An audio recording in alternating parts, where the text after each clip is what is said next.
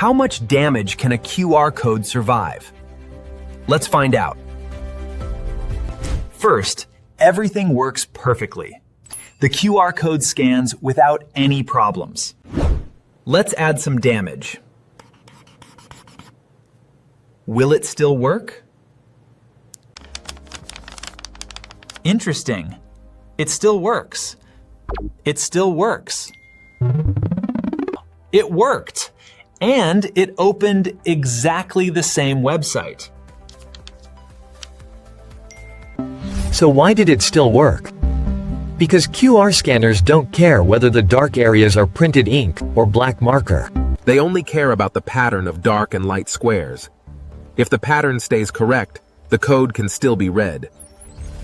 QR codes even contain built-in error correction. That means they can still work even when small parts are damaged or changed. What should we unlock next? Tell me in the comments.